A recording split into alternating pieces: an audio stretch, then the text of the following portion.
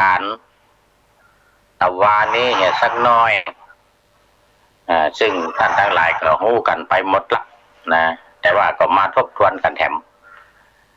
3 ล้านเนอะชนะญาติโยมทั้งหลาย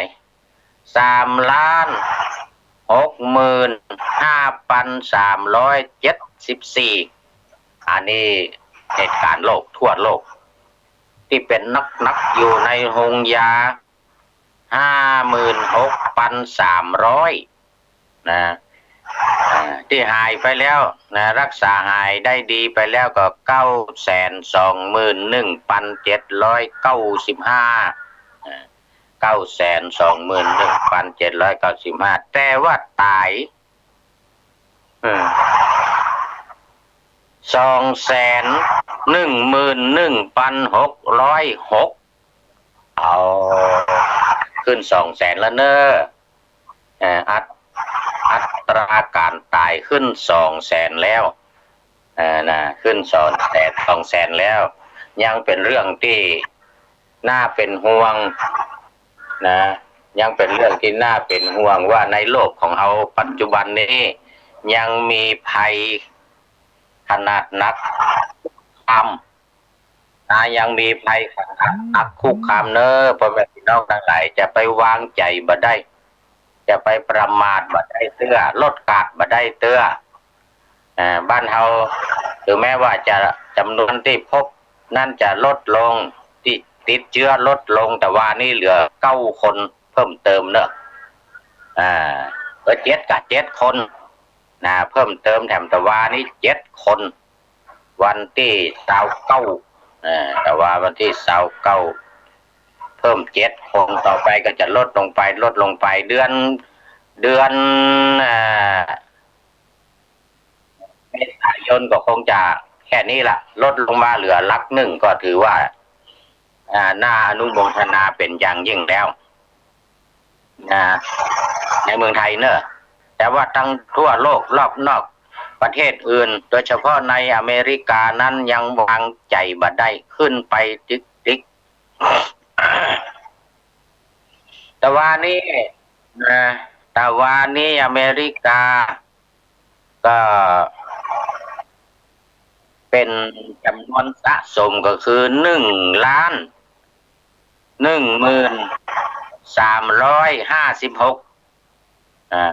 1,113,356แล้วก็วันเดียวเนี่ยวันเดียวแต่ว่านี่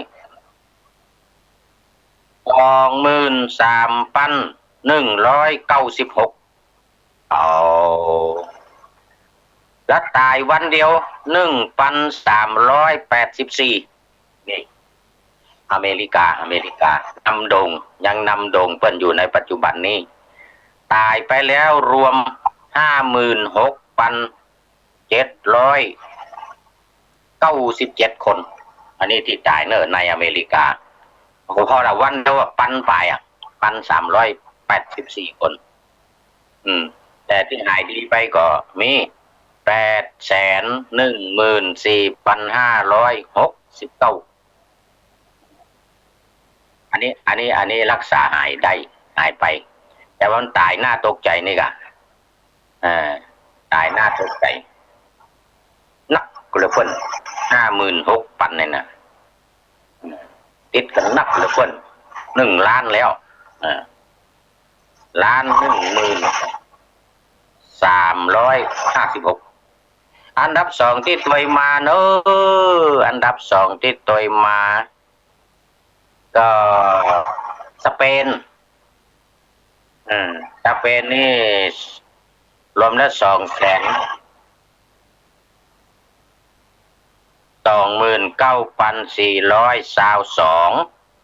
สเปนมาเป็นอันดับ2ตายไปแต่ว่านี่331ตะวันซืนเป็นประกาศตะวันเนาะ330แล้วก็รวมอัตราการตาย23,521คนนี่สเปนเป็นอันดับ2ตายลงมาอันดับ2ขออภัยอิตาลี คือสเปนเนี่ยติดเชื้อเป็นอันดับสองถูกละแต่ว่าตายขออภัยเนอะตายนี่เป็นอิตาลีอันดับสองคือ26,977แต่สเปน23นี่ยังไม่เหลืออิตาลีอันนี้อัตราการตายนะอัตราการตายอิตาลีตายแต่วันซืน333แต่อัตราการที่หายออกจากโรงพยาบาลนี่นักเนิ่น150,813คนอันนี้อิตาลีส่วนสเปนนั้นตายมาเป็นอันดับ3หายออกจากโรงพยาบาลแค่85,000ก็69,069ได้ปีนกันหน่อยสเปนกับอิตาลีอิตาลีเป็นนักกว่าสเปนตายนักกว่าสเปนติดเชื้อนักกว่าอิตาลีนี่นะเนาะ1 2 3เอา1 2 3ไว้ก่อนต่อไปอันดับ4ที่เป็นนักก็คือฝรั่งเศส165,842 คนอันนี้ฝรั่งเศสเมื่อกี้มันได้ว่าอิตาลีว่าที่เป็นนะ199,414เกือบ200,000นะอิตาลีเกือบ200,000ฝรั่งเศสตายมาเป็นอันดับ4ที่ตายเนอะตายเป็นอันดับ23,293รองจากสเปนหน่อยตายวันเดียวแต่ตายวันเดียวนี่นักเฮ้ย437นักกว่าสเปนกับอิตาลีนะหายรักษาหายที่เรียกว่า active case นี่นะ97,036นะอันนี้1 2 3 4อันดับเอา5เห็นหน่อยเยอรมันเรียนนำ158,758นี่เยอรมันตัวมาแต่อันดับการตายอันดับ5นี่ไม่ใช่เยอรมันอันดับ5ที่ตายคือ UK ได้แก่ประเทศอังกฤษสหราชอาณาจักรตาย21,092 คนนะอันนี้ตายหนักกว่าเยอรมนีนี่ตายแค่61,616,136ตายแค่6,136นะมา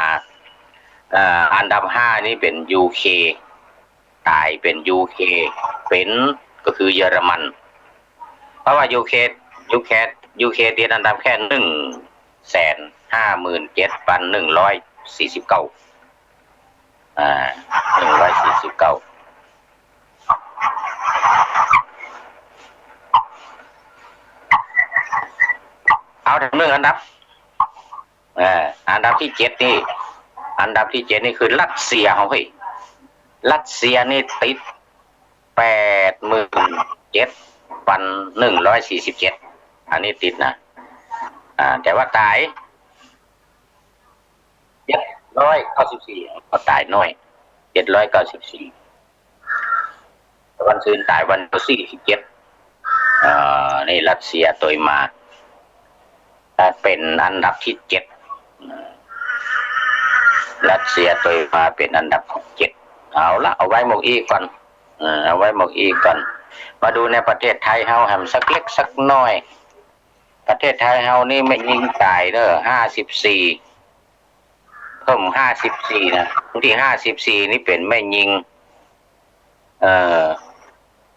ติดเชื้อจากสาวกับสามีที่เป็นอยู่ในบ้านแต่ในฐานะที่ตัวเองอายุนักกว่าก็เลยตายก่อนประเด็นนี้ที่เป็นสามีที่เป็นลูกสาวนั้นป่วยอยู่ในโรงพยาบาลอยู่ก็อาการดีขึ้นนะขอให้พวกเรามือหายเนอะ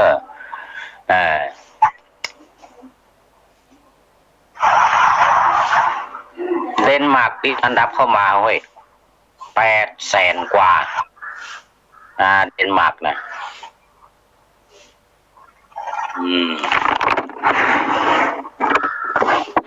น่าใจหาย เดี๋ยวนี้เมืองไทยเขาก็สะสมอยู่ที่29382938แต่ว่านี่หายรักษาหายเพิ่มเติมแถม39รวมแล้วที่รักษาหายไปนั้น2,652มันจะว่าพิษอยู่เรื่อยได้ความน่าที่อยู่ในโรงพยาบาล232ตายเพิ่มแถม2เป็น54เดี๋ยวนี้54เนอะเดี๋ยวนี้5454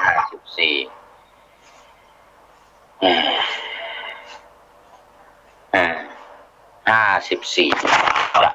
ไปงานไปโมอีก่อนก็เดี๋ยวจะมาตันได้อู้ธรรมะเวลาจะหมดทำแล้วเนี่ยไปละ18 นาทีแล้วไป10 นาทีละ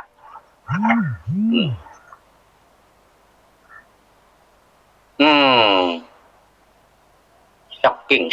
งมีเรื่องช็อกกิ้งทำแหมอย่างหนึ่งเนอะแต่ว่านี่โปรเฟสเซอร์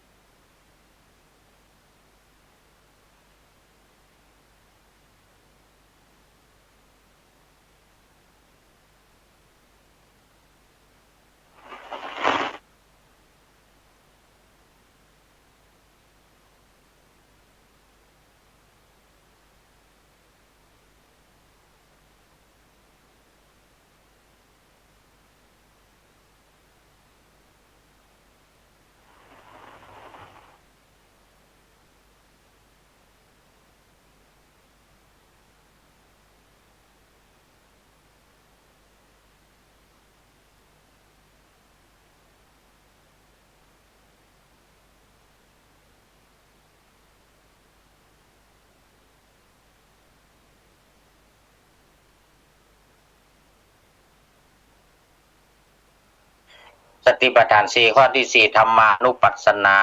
แล้วมาถึงหมวดอินทรีย์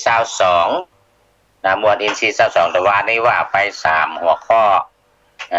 ภาวะเนาะแล้วภาวะอินทรีย์ที่เกี่ยวกับภาวะความเป็นไม่ยิ่งความเป็นปัจจัยความมีชีวิตแล้วก็เวทนา5สุขทุกข์โทมนัสอุเบกขานะว่าไปแล้วประสาทสัมผัส6อย่างก็ว่าไปแล้วตาหูจมูกลิ้นกายใจว่าไปแล้วตอนนี้เขามาต่อทำสักโบกหนึ่งเนอะมาต่อในอินทรีย์23นี่ก็คือพละ5นะพละ5ได้แก่ก็คืออันเดียวกันครับอินทรีย์5นะศรัทธาวิริยะสติสมาธิปัญญาศรัทธาวิริยะสติสมาธิปัญญาอันนี้เป็นศรัทธาวิริยะสติสมาธิปัญญานี้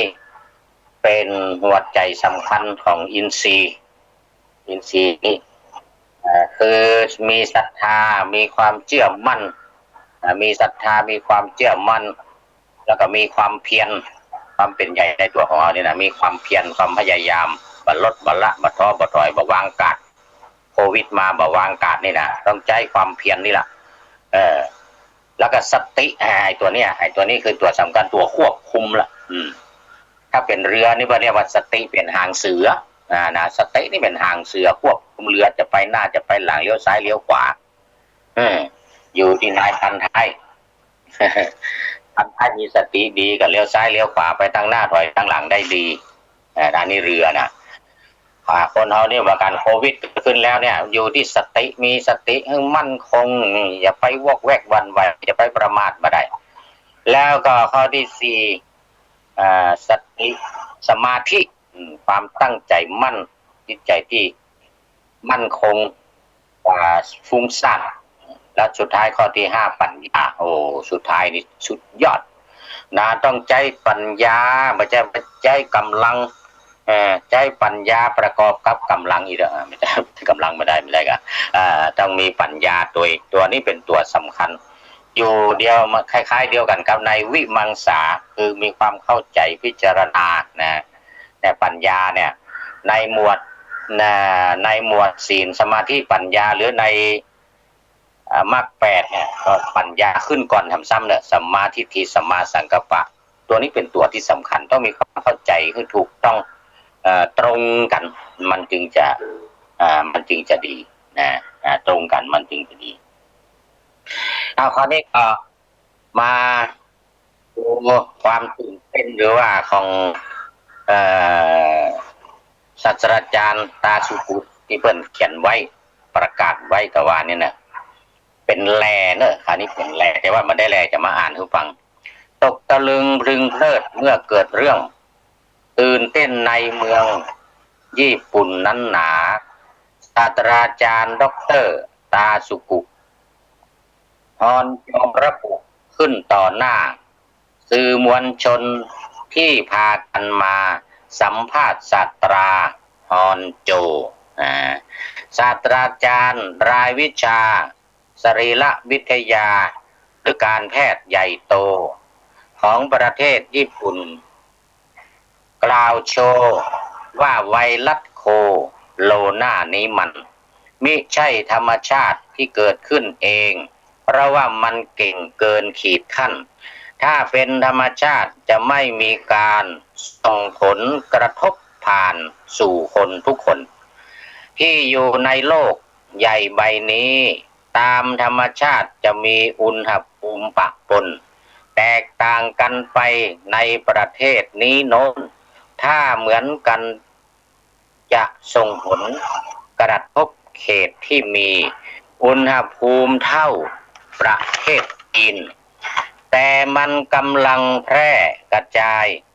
ไปประเทศทั้งหลายทั่วทุกถิ่นอย่างสวิตเซอร์แลนด์อันเป็นแดนดินเช่นเดียวกับถิ่นทะเลทรายถ้าเป็นธรรมชาติ จะแพร่ไปที่เย็นแต่นี่มันไม่เป็นเช่นนั้นแต่นี่มันเป็นเช่นนั้นที่ไหนแทนที่มันถึงที่ร้อนจะตาย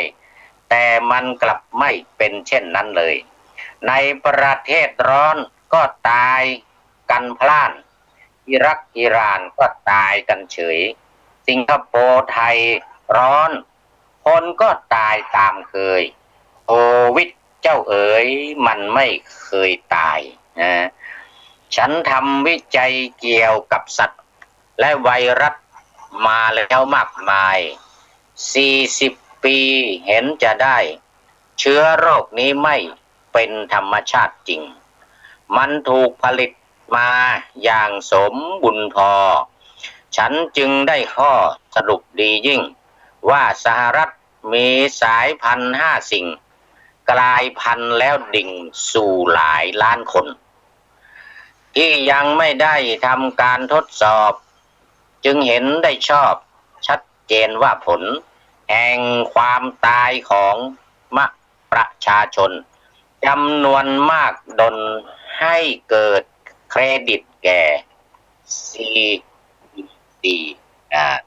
อันนี้ก็เป็นดร.ตาสุกุฮอนโจเนี่ย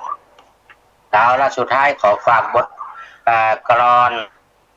เหตุการณ์โควิด-12ถ้าจบบทกลอนนี้ก็จะขออำลาเนอร์สถาญาติโยมวันที่19 กุมภามาประชุม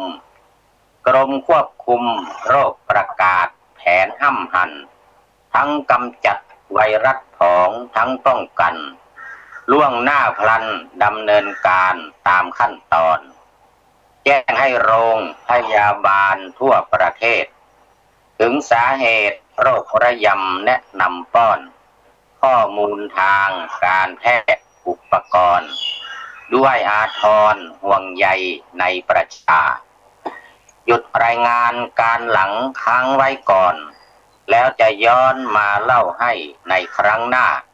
ปัจจุบันเหตุการณ์ร้อนกว่าก่อนมาคนตายห่าหน้าใจหายหลายล้านเลยณวันที่22 เมษายน 2563มาดลคนเปิดเผยทั่วโลกติดโควิดร้ายหลายตามเคย2,400,000เฉลยจำนัน81,287ตาย1,400,000เศษสู่สวรรค์รักษาหาย646,260 คนครันกลับบ้านไปขอเจริญพร